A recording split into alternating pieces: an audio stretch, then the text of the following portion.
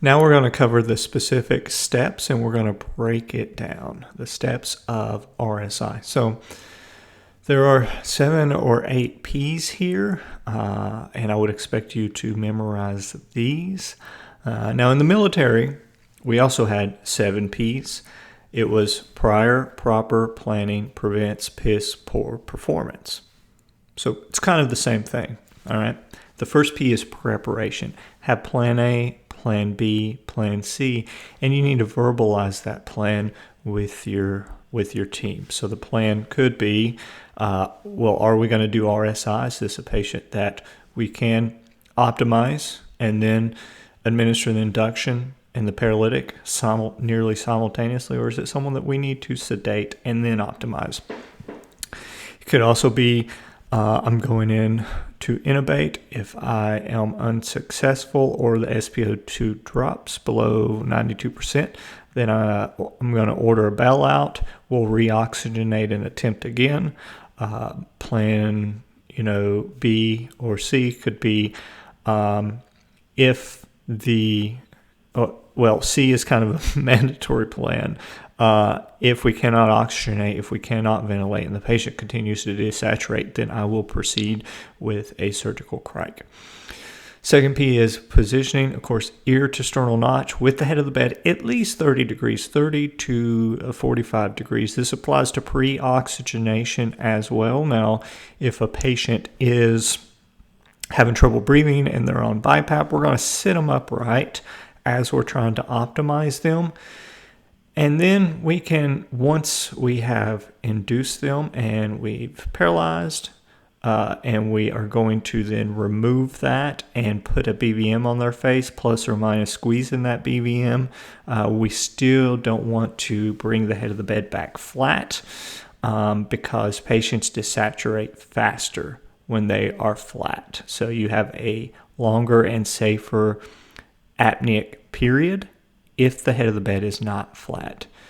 Pre-oxygenation. You all know the rule of 15s. We have covered this incessantly over the past few years.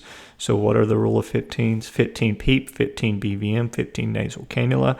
Now, the 15 nasal cannula can stay on for the duration of the procedure because we can continue administering passive oxygenation during our efforts at securing the tube. The pre-oxygenation period has to occur for 3 minutes. So while I am pre-oxygenating that patient, once that SpO2 gets above 92%, we have to track the time. I don't care how you track the time. If you mark the time on the ventilator, if it is 15:30 and you say, okay, we have to pre-oxygenate, we've reached our goal of 92%, mark the time 15:30 or 33, and then you say, all right, we need to pre-oxygenate to 15:36, or you can use a stopwatch, you can use hand heavy, you can use your phone, you can use your watch, but you've got to have a timer, and whoever is timing that needs to let everyone know when they are at that 3-minute period for adequate pre-oxygenation and denitrogenation. Now, what happens if the SpO2 falls below 92%? Well, you bring it back up and you start the 3-minute period over. Prepare your equipment, your suction. Have the suction on, running. Have the yank hour under the head of the bed. Test it. Make sure all of the pieces on the top are closed so that you get an actual vacuum. And you're going to know this if you test it properly. If you kink it and you look to see the vacuum or the suction pressure go up. Pressors. Anytime we're performing RSI, we want to have put at least, at a minimum, push dose epi ready on hand, ready to go, labeled, pre-mixed. Then the next P stands for paralysis and induction. Induction comes first. Then pressure on the thyroid. I want my partner, my RSI assistant, having their hand on the thyroid, ready to perform external laryngeal manipulation. And then we proceed with placement and proof. So placement of the endotracheal tube and waveform capnography is the gold standard. And then comes post-intubation management. So here's a sample timeline. Here's kind of how that looks if you compare RSI and DSI head to head. The only difference is in DSI, you'll see that the patient is not tolerating your pre-oxygenation effort. So we give ketamine before, and then we pre-oxygenate, and then we administer the paralytic. Remember, the duration of action of ketamine is long enough for us to be able to give ketamine, get that patient under control so that we can resuscitate them, and then resuscitate them for the 3 minutes, getting that SpO2 above 92%, and then administering paralytic. After that, it's kind of the same thing. Now, after the paralytic, we're going to wait around 60 to 90 seconds. It's better to wait a little bit longer to ensure that that patient is fully paralyzed. But if you're given succinylcholine, the positive thing about it is that you have the fasciculations. Earlier, I talked about comparing succinylcholine and rocuronium head to head. And a lot of people think that the benefit in succinylcholine is because you kind of know when it starts to work. And then after the fasciculations, you check the masseter tone. If there's relaxation, then you proceed with intubation. And then it's confirmation and post-intubation management. Now, something we don't talk about a lot, we talk about the sequence, but what happens if it goes wrong? What happens if I'm attempting to intubate and the SpO2 starts to drop? Well, then you back out. You call a bailout or an abort. And this is a mandatory abort. It's not an optional abort, but you pull out. You reoxygenate, like they did in that study that we talked about at the beginning. You reoxygenate, bring the SpO2 back up, and then you proceed with intubation. Well, what happens if that one fails? The second intubation attempt fails, or we can't intubate, or the SpO2 drops again. Then you do that again, except instead of proceeding then again with intubation, you place a supraglottic device. Instead of rapid sequence intubation, it is therefore then, call it whatever you want, rapid sequence airway. You place a supraglottic. So again, here's the full sequence, not just the drug sequence. Both. So you start off applying oxygen as soon as possible. You're taught to just get the SpO2 above 93, 94% if they're having a stroke or a STEMI. That is not true in the patient that you're thinking that you need to intubate. You start off positioning, and as soon as possible, you apply the most aggressive means of oxygen that the patient will tolerate. So again, the debate for when to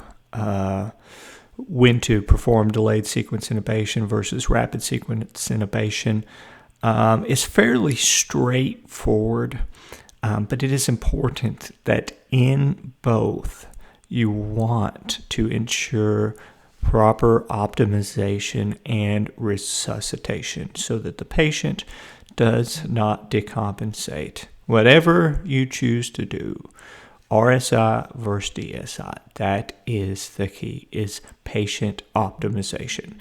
And the argument is that, well, in both, ultimately if I'm thinking I can do RSI and I'm starting off with a non-rebreather and I find out that I can ventilate with a BVM, historically with RSI, the point was not to use a BVM, but I think there's a paradigm that's shifting showing that a BVM careful, perfect, not overzealous BVM ventilations can be safe even with RSI.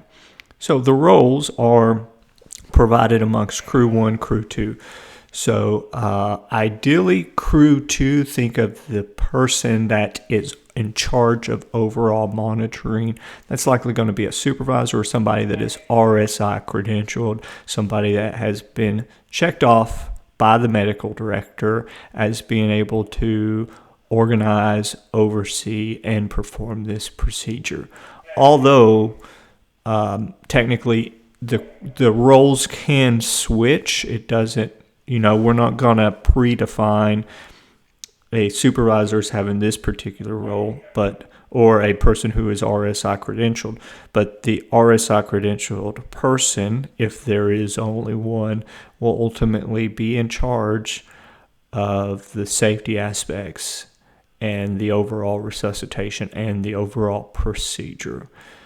But either way, you need to set up, or you need to split up the roles during the procedure. You need one person responsible for airway management. That person is going to set up all of the equipment. That person is going to ensure BVM ventilation is going, that you have end-tidal, that you have a nasal cannula underneath. They're going to be evaluating the airway. They're going to ensure denitrogenation, and overall, they're going to be intubating, which is, we think of this as RSI equaling intubation. That's true. We perform RSI for intubation, but that's probably not the crux of the whole procedure. That definitely is not the crux of the whole procedure. Crew 2 is likely the most important person. Think of it as a cardiac arrest. The most important person is the one that's doing the fundamentals very well. And in RSI, yes, good BVM ventilation and good optimization is the fundamentals. But in RSI, you really have to have someone that is organizing, that is assigning roles, that is coming up with a plan A, B, and C, and the one that's making sure the important stuff that needs to get done is happening. So, in my opinion, that is crew 2. That is the person that is ensuring that the monitoring equipment and the access is obtained before we get too excited about intubating this patient. All right. Think of IV or IO access and the monitoring equipment as what tethers that patient to this ground. It keeps them from fluttering and flying off into the sky. So that is what must be in place before we begin. And you can imagine and envision these two responsibilities occurring simultaneously. So crew 2 is also going to get fluids running wide open unless there's a contraindication, but don't forget the pressure bag. Have a pressure bag on. That will be on the checklist, the mandatory checklist that must be used with every procedure. Crew 2's going to be so if crew 1 is ventilating, if their hands are on the BVM, crew 2's going to help make sure that all of the equipment's ready. They're going to be drawing up the sedative and the paralytic. They're going to be putting labels on it, and they're going to be doing a mag check. They're going to assist in confirming the emergency plan. They're going to talk it over with crew 1. If this airway is a failed airway, here's what we're going to do. If we don't get this tube, here's what we're going to do. Don't move forward without a plan. And then after intubation, during intubation, both eyes on the monitor, all right? Both sets, 2 sets of eyes, 4 total eyes. It's better than 2.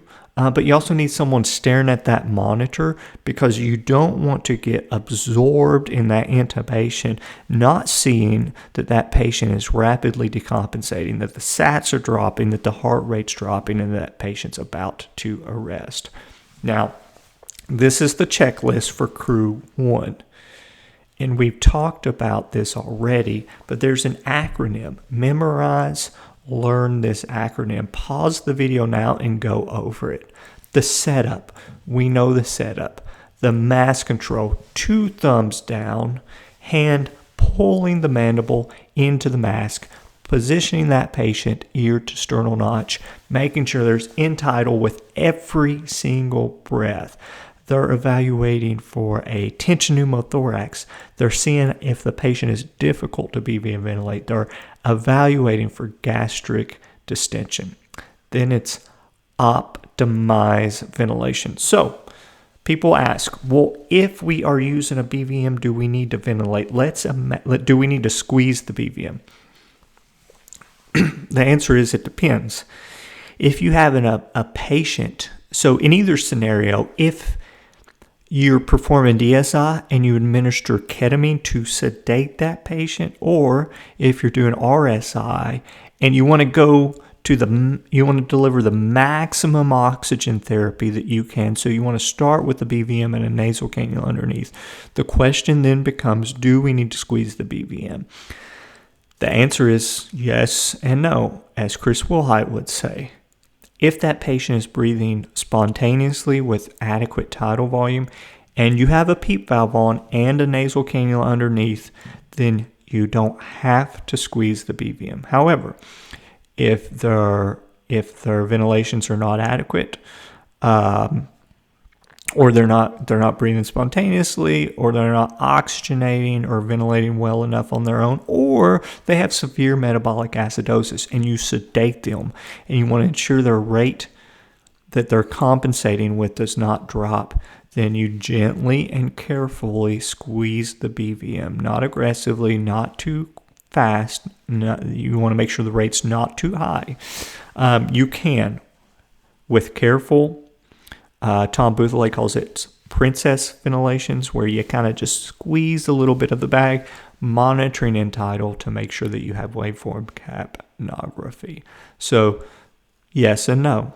You're going to have to decide if you need to squeeze the BVM or if you don't. Now, if we don't have the rule of 15s in place, if we don't have that nasal cannula on underneath, then that patient is not getting oxygen in between those breaths, because there's a one-way valve on that BVM. So breaths only come in when the BVM's being squeezed.